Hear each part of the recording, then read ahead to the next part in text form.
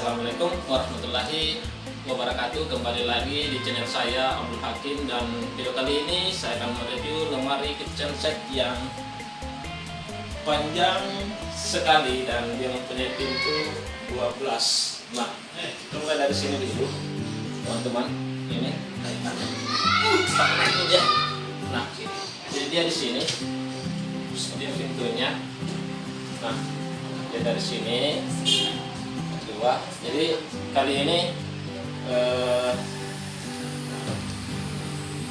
setnya ini tidak pakai kunci, dari permintaan pemiliknya sendiri ya.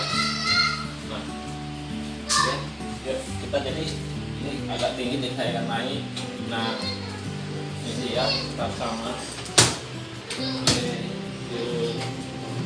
Nah di sini juga. Nah, di sini ada pengisap asapnya. Jadi ini lebih duluan pengisap asap dibandingkan lemarinya. Jadi kita model ya, kita model. Nah, di sini ini sudah ada, bisa dikemas yang agak luas ya. Nah, oke.